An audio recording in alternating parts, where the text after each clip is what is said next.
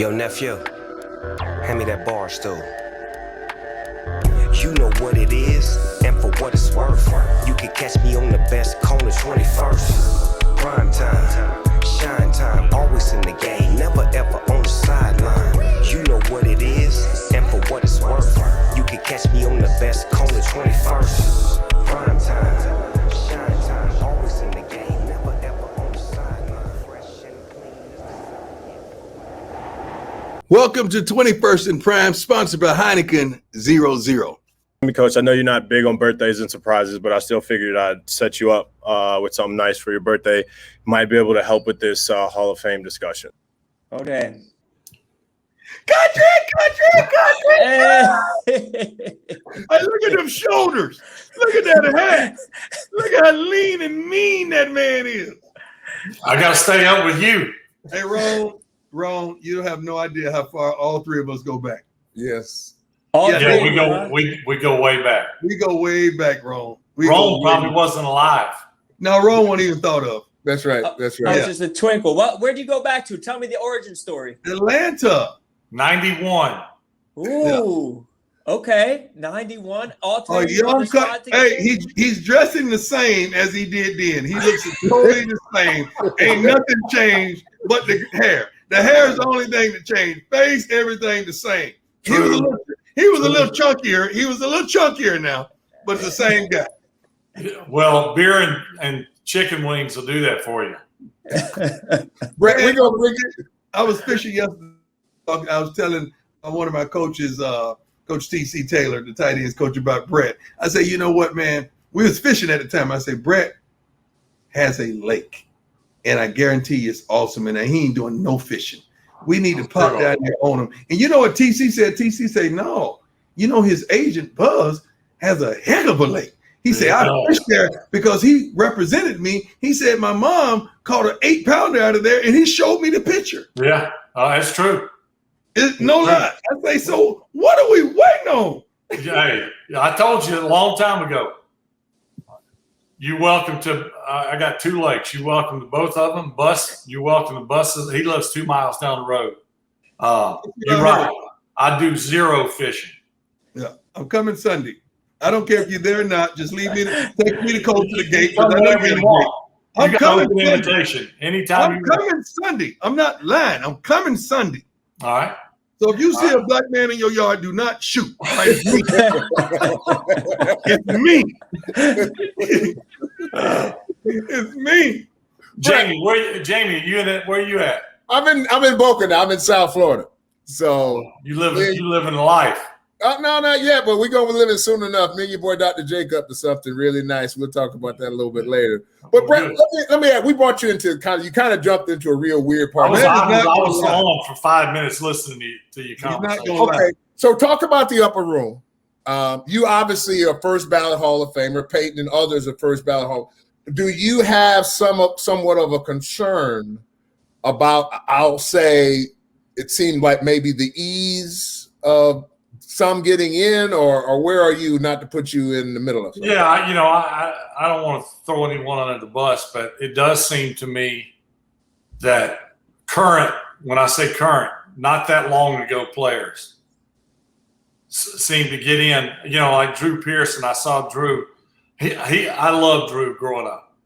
I loved the Cowboys. I loved everything about him. And Drew Pearson at the time was the man. Now, the game has changed and statistics are outrageous. And I hate to judge people on statistics, because if so, a lot of the older people should not be in.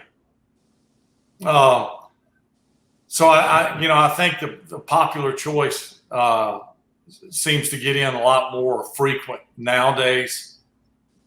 I don't see where it's going to stop. I think the old former great player with modest statistics, but at the time, great statistics is going to be left out. Every once in a while, one of those guys will get in, but few and far between as we move forward.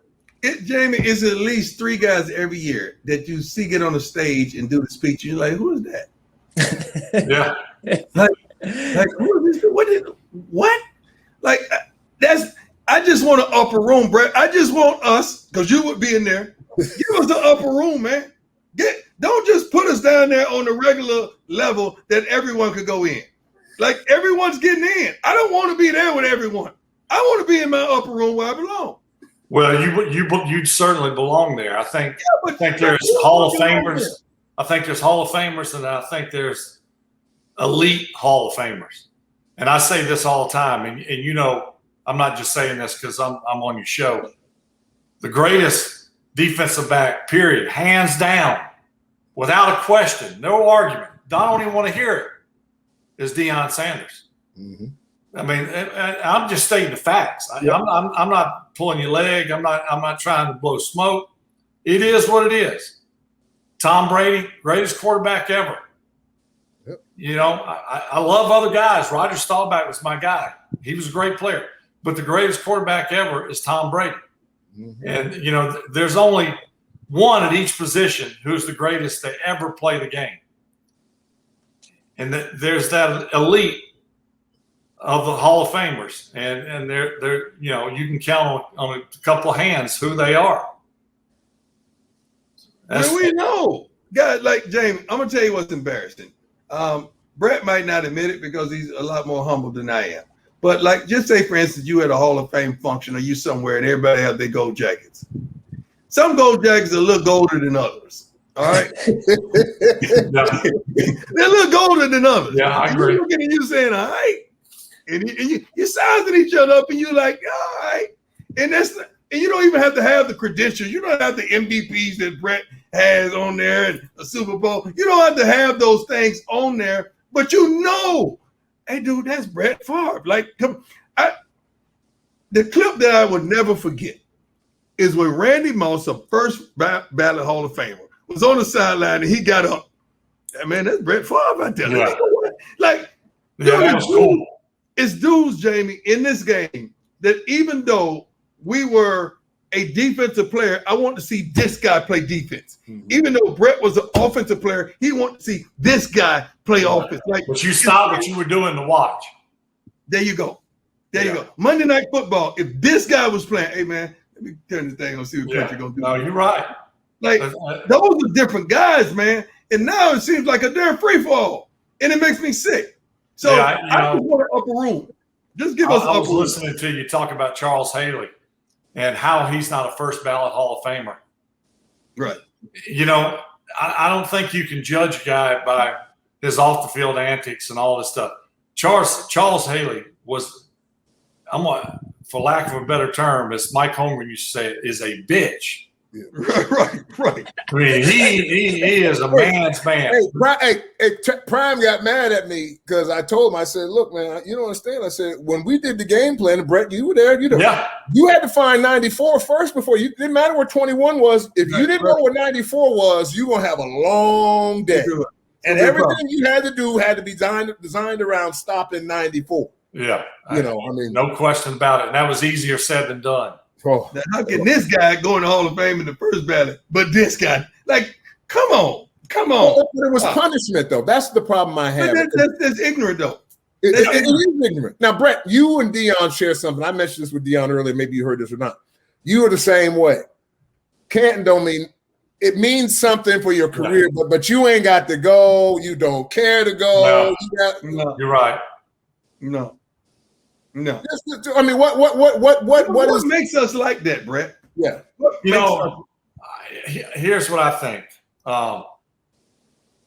And I don't want to say that other guys are not, in some respects, the same. But when I was growing up, my mom and dad were school teachers. They made $18,000 a year. And we had a swimming pool, and I thought we were rich. You know. My dad was a football coach, and he coached American Legion baseball in the summer, and that's all I did. I remember asking my dad, and my dad passed away a long time ago, but I remember asking my dad one time driving back from football practice in a little Dodge D50 pickup truck, and I said, Dad, you think y'all can buy me a car? And I'm not even going to tell you what he said because it's too profanity. It's too much profanity. But he said, if you want a car, you buy it yourself. And my point is, all I had to look forward to was football and baseball. And I loved it. I loved it. I loved it. I never thought about – I daydreamed all the time. In fact, my dad used to whip me because I was – rather than raking leaves, I was daydreaming. But I dreamed of what it would be like to throw a touchdown pass in the National Football League or run out of the tunnel and they call my name out. And what it would be like to be Roger Staubach scrambling around for the Dallas Cowboys. I never dreamed of, man, what would it be like to put that gold jacket on? I never dreamed of what would it be like to be voted into the Pro Bowl. I never dreamed of being an MVP. I just dreamed of playing. That's right. And so I got to do that. And all the other stuff was kind of gravy. It wasn't part of my deal. My goal was to play in the National Football League or Major League Baseball. And that was it. So when that happened, I was satisfied enough. I mean, I think people who watch me play, whether you like me or not, could honestly say, that guy just looks like he loves to play the game. He's having fun. And there was never an agenda for me. And I think people who played with me would say that. Like, he is what he is, I mean, he ain't out to win the love of every fan out there. I mean, if they like him, fine. If not, fine. He just loves to play. And I think, Deion is in some respects is a little bit different, but we pretty much grew up the same way in some respects. Nothing was given to us. That's right. But the one thing that's different, and I think this is an amazing achievement that Deion is the best self-marketer there is. But no one backed it up as well as Deion. Again, I'm not blowing smoke, and Jamie played with Deion a long time. They go way back. He walked the walk. He talked the talk. He did it. But the other stuff kind of came. It came to you. And that's what I tell young guys all the time. I'm like, look, it don't matter if you go to Florida State. It don't matter if you go to Alabama. It don't matter if you go to Southern Miss. What matters is you go, and you make the most of that opportunity, and good things will come because of that. That's right. Rather than setting yourself sights too high too early, get your foot in the door, bust your butt, love it, give it all you got, and good things will come. Brett, I got to ask you a question because, we had a conversation and this played itself out over the Olympics.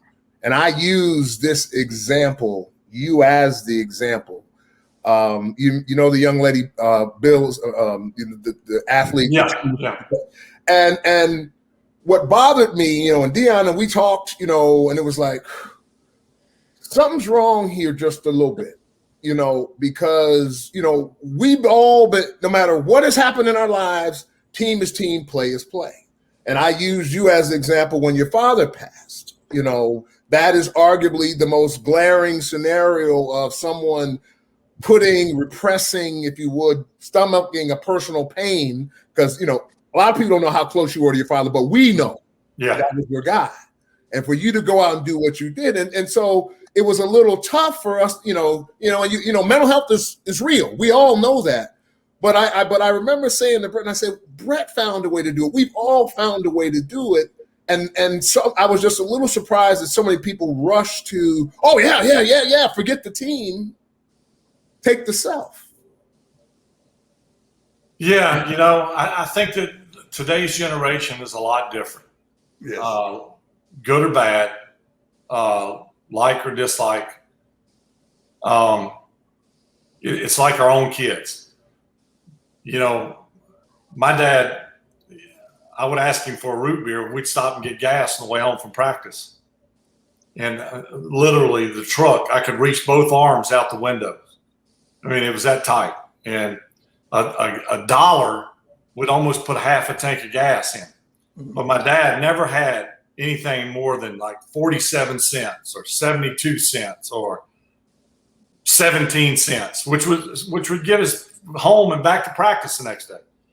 and I'd ask him for a root beer. He'd say, root beer? Man, I'll root beer you know what. I got money for a root beer? And I'm thinking, it's just a root beer.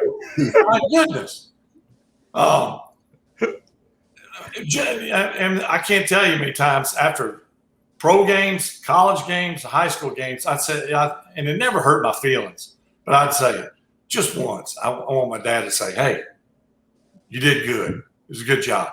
And I told him that one time, and he said, hell, you didn't. You'll get the big head. If I start telling you did good. I said, I did do good. Well, that's a matter of opinion. So what I'm saying, somewhere in the middle, as parents, as adults in this generation, the tough love needs to be involved. I don't think we have enough tough love. I think too much is given to this generation that they don't necessarily have to work. I'm not saying Simone Biles didn't work for it. I mean, she could do things that most people could never do. And by all accounts is a tough cookie because she's pretty doggone talented. Yes. But I can't fault her necessarily for some of the things that she supposedly is going through, because we don't really let our younger generation deal with adversity like our generation. There it is. You know what I'm saying? Too much. Oh, baby, it's okay. It's okay, baby. And I'm not saying that that's wrong, but I think somewhere in the middle is like, hey, I'm sure Coach Bowden back in the day, hey, get your butt in here in shape. We ain't got time to wait for you, or the next guy's up, and we're gonna go on without you. That's right. He may have said it a little harsher than that. That's right. The point was clear. Yeah. Now you hurt too many feelings if you're that way. You can't raise your voice now. We're cultivating a softer generation. Yes, in my opinion. Hey, Ron, let me tell you something. The best storytellers of his dad's stories, you've never, honestly, you need to just get your root beer and sit down and listen to these things. I've heard some of the funniest things. Now, one story that he told me that was hilarious as well is that when we were playing for the Falcons, you got to understand, Brett is country Brett. He's country, we call it country time. Country time that's who he was. And as country as ever. I don't think he understood at the time that I was playing two sports. Like I was really playing two sports. And he told me the story about when he first realized it and it really hit it. Yeah, we were at football practice and I had about a 45-minute drive back to my house. And my brother lived with me and we lived off of beer and chicken wings. So we turn on the TV. I mean, I just was throwing passes at Dion. Turn on the TV, and Dion's stealing second base in the World Series. I'm like, is that Dion? Man, that's my boy. I couldn't believe it. I mean, I knew it, but it was hard to wrap my head around humanly possible to do what he was doing and on the biggest stage in the whole world. But yet, if anybody could do it, Dion could do it. And I was thinking to myself, and Dion takes me, he's got me under his wing, he's buying me clothes, man. I'm bragging everybody, y'all watch my boy Dion steal second base last night. But that was incredible. I can't say much about my time in Atlanta as far as what I accomplished. But the best thing about Atlanta, first of all, was it got me traded to Green Bay. And it was a blessing in disguise. But the second thing is I got to play. Now, Atlanta was different. Mary Glanville was different. You had to be ready to get, as an incoming rookie, you got mauled, man. Now Dion and Jamie were cool. You got abused. You got your head shaved. You got your equipment was thrown in the shower before practice. I mean, it was a constant battle just to stay afloat. But I had people like Dion and Jamie and there was just a select few who didn't haze the rookies. And just Jamie did it. Jamie did it. I'm surprised. No, Jamie did it. Jamie, no. I could say some like Bill Fraley, God rest his soul. The only person who would ever go out with him was me, because I was no one. Everybody's like, "Why do you go out with Bill Fraley?" And I'm like, "Because he asked." But I was his whooping stick. I mean, you know how Bill was. And he's had a couple of beers in him. I mean, he's put me in a headlock in the bar, and he's laughing at everybody as he's squeezing my head. And I'm thinking, this is not a whole lot of fun. But it was a crazy year because MC Hammer was with us, Evander Holyfield, George Jones, who's who was there. Country music, everything. We were too legit to quit. Yes. We went to the playoffs. We had a ton of fun. I learned a lot. I learned a lot what to do. I learned a lot what not to do. That's right. But I was not going to play. Jerry Glanville made it clear. But, I tell this story all the time about Deion. People who don't know Deion but know who he is. Yeah, greatest player to ever play his position, hands down. Maybe the best punt and kick returner in history. Just a dynamic player. We even played him on offense. He's stealing bases after football practice. He's on a winning World Series baseball team. He's doing all that stuff. But he worked his butt off. It was a challenge to him if you could complete a pass on him. And I always say, and I don't remember the amount, but he was like, Country, and I always say $5. He said, I'm going to give you $5, Country, for every pass you complete on me in practice. Well, I'm thinking, I might can give me a little cash money right here. I'm throwing every pass I can to him. I think when it was all said and done, I owed him $150. That's a lot of chicken and beer. He didn't just show up on games and say, all right, here I am. He practiced hard. It mattered to him. He dug deep. He fought. He did everything. The only thing Deion would outwardly tell you, don't make me have to tackle. But you want me to cover, they ain't gonna complete a pass on me, and that was true. Let me tell you a story about Brett that told me who he was when he was in college. So think about this now. Florida State is playing some Mississippi school. I think it's Southern Miss, maybe. That's who they're playing. And this kid, and matter of fact, that's my rookie year. I'm at the Falcons, I believe it was my rookie year, something like that. It was early on. And Brett lights up Florida State. I mean, I don't know if he threw for 400 yards, 300, but he lit. The only person who had a bigger game, in my knowledge of the greatness of Florida State, was Michael Vick in the dang Sugar Bowl. Yeah. But Brett lit that team up, and it was like, who is this? Now, they had lost a couple players the previous year. Well, Florida State back in the day reloaded. Now, you don't reload a Deion Sanders, but they reloaded everywhere. And we opened with them in Jacksonville, Florida. Mm-hmm. It was a home game for us. They were scheduled to play in Hattiesburg. And they said, we'll pay you more money if you'll come play us in Jacksonville. Hotter than heck. 120-something degrees on the field. I think they were ranked number one, preseason number one. They were, yes. And we beat them. Now, again, they were much better athletically as a whole, 3 deep, but we were pretty stingy, and we did beat them. And I'm fortunate in my career in college. Now I lost to Deion a couple of times, won 63-10, and they went for 2 at the end. And insult to injury. Trying to cover the spread. And I remember that was my 18th birthday, the day in Hattiesburg, and y'all beat 63-10. And I remember I wasn't the smartest guy at 18. I certainly ain't at 51. But at 18 years old, I remember this. The band for Florida State in Hattiesburg Florida State's band starts going, go 4-2. Go 4-2. And they go for 2 and they get it. So some of our guys on the team are like, man, how do they do that? That's ridiculous. I said, Stop them. I mean, I wasn't like, how much of a baby are you when you complain they went for 2 at the end? Do something about it. Right. So we fortunately got we got a little bit back when we beat them my junior year. But I can say this: I was on a team that beat Alabama and Auburn in the same year. Not too many people can say that. You got that right.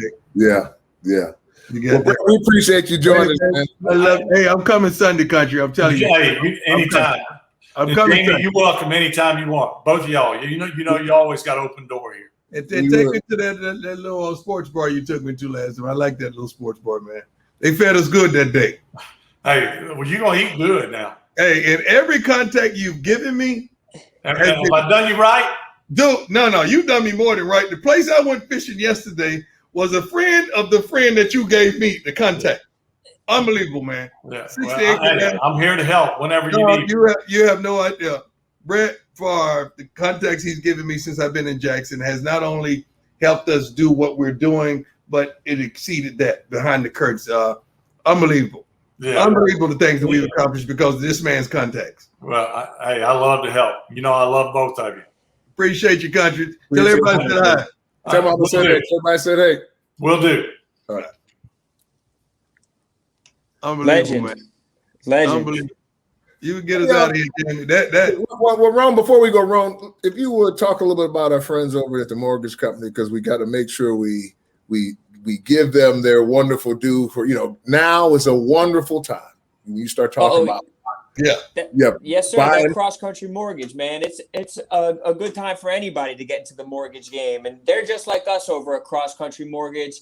They're just like Brett. They're people first people who care about people. They're dedicated to fundamentals of mortgage lending, and that gives you a fast, convenient, less stressful home financing and refinancing experience. The rates are low. And if you're a homeowner who hasn't refinanced, you're leaving money on the table. You can't be leaving money on the table. So they might not get this low again. Please call today for a fast, free rate quote. The partners will save you a lot of money, and the friends at Cross Country Mortgage will give you a free home valuation that's free just for asking. So go to crosscountrymortgage.com/barstool to learn more about your future home buying experience or refinancing your current mortgage. Cross Country Mortgage LLC, NMLS 3029, all loans subject to underwriting approval, NMLSconsumeraccess.org. Cross Country Mortgage, go get it today. That's going to do it for this edition of 21st and Prime. Coach, any last words? You know what I saw and what we didn't hit, it talked about Ole Miss having 100% vaccination. I like that. I had the head doctor in, I don't want to mispronounce his name, from the state of Mississippi and a couple other doctors as well. The talk that they gave to our kids was phenomenal. The educational aspect of it was tremendous. They had a Q&A after the doctors talked, and when I tell you, the only mistake I made, we should have had the vaccination available right there. Oh, yeah, Coach, come on. But the guys many more are going to get vaccinated. I think we're probably at 25 or 30% right now, but trust me, after what we experienced last week, we think we're going to bump that number way up. Our goal certainly is 100%, because right now the rules are, if you this many go out, this many go, you're going to have to miss games. And if you miss games, you're missing opportunities. You miss opportunities, you're not going pro. So that's the thing that we're deliberating to our guys. But they're doing a great job of trying to get educated. And what I'm going to do, I'm trying to have a Zoom call with the parents, because it's not the kids that are making up their mind. The parents have made up their minds for the kids. So now you got to talk to the parents and say, look, here goes the doctors. Ask them any question you want, because one thing that the doctors say, it ain't no chip in the medication. There ain't no chip in nothing. He said, instead of worried about a chip being in the vaccination, you should be worried about the chip in your phone. That's where they know where you are everywhere you go. And that phone is with you everywhere. And you worried about the vaccination instead of worried about your phone. And he said, you don't worry about the weed, man. What they put in the weed. You don't worry about the alcoholic, man. What they put in the alcohol. You don't worry about the food man who's on the line during the fast food place. You don't even know him. That's keeping it real right there. And that's the kind of doctors that we had here. Oh, that's perfect. So they brought it like that, and I'm happy. Final note, Coach. We lost our former coach of Florida State, Coach Bowden, and I don't have. I've had so many conversations about it. I don't have the words other than what a great leader of men that he was, and what he's meant to the game. And he's one of those, as you would say, is that one of a kind, because I was watching some of the homages. He built Florida State football. Yes, he did. He from zero, because Florida State, it was Florida State College of Women, Rome, by the way. If you go check the research back in the day, earlier on in the 50s, 60s, or whatever, and then when Coach Bowden took that thing over, it took off, and he built that thing to what it is. And it's sad that it ain't that anymore, so I ain't gonna say anymore. But Coach, any final words you? Yeah, I love him. I'm gonna have words at the funeral on Saturday. They definitely called me and wanted me to be on hand to speak on his behalf. I can't wait. And I was just in my quiet time yesterday morning, sitting on my back porch, thinking about how wonderful of a human being Coach Bowden was. Forget the football coach. Yes, I'm talking about a human being first of all. Then we get to the football coach. He was, and I got the thought of there's a man that God will send into your life for this. And Coach Bowden touched so many factors in your life, being that significant man. And he's irreplaceable. You can't replace him. Yeah. You can't replace him. And one thing that he knew how to do better than anyone, he knew how to assemble men. Not only the football players, his coaching staff was dynamic. A true leader of men. And if I can emulate anyone as a coach, I have the tendencies of our defensive back coach, Mickey Andrews, who's coming next week as well. Jamie. Less the cursing, though, but less the cursing. Yeah, but no profanity. But the Coach Bowden, what he was on that field and what he was in that locker room and what he was to us changed my life when he showed up at my high school. Changed my life. That was the first time someone ever showed me that I seen on TV, I actually saw on TV, come for me. Come for me. You know the impact that from a young African-American man in Florida, Fort Myers, Florida, that I saw somebody on TV that came to get me and take me from Fort Myers and give me opportunity. That blew my mind and changed the game. Changed my whole life. R.I.P. to a legend, man. Just a formative guy. 91 years of beautiful life. And R.I.P. to your single life too. It's your single life. R.I.P. That's long dead. But remember those tips, though. I mean, and that you may have to watch this show over and over again. Just kind of keep this one, put this one in the drawer. Because those tips that we're giving, man, you got to keep that thing fresh. And you got to be on the aggressive as it pertains to your sex life. I'm just saying that right now. I love it. When you see it start going to 4 nights a week instead of 5, now you start pitching a fit right then on the top. Just start it right now, because again, you're heading to 2. See how Coach is bobbing his head like that? Coach knows you're heading to 2. I did 25 with the last circumstance. I'm saying I ain't mad at nobody. I mean, but you're heading to 2 days a week. Coach, I got to advocate for myself. I need to advocate for myself. You're right. I can't get taken advantage of out here. This is a good game from you. For the next show, we just need a wedding picture. That's all we need. Because we want to know how you look, man. We want to know, did you stunt on them? I wore the red bottoms. I know. We just need the proof. We just want to see how you look. I'll send it through. There's no doubt in my mind. I got you, fellas. Yeah, thank you. Because Coach, he does. They've always evaluated the gear. True. Yeah, we it may not come out on TV what was said, but somebody might get a whisper or a text. Shouldn't have done that. It was the red bottoms. It was the custom suit. You know what I mean? It was a little bit of navy with the plaid. I'll get it through to you, fellas. I promise you. Yeah, do that. Appreciate you guys. God bless, fellas. Catch you next time. Amen.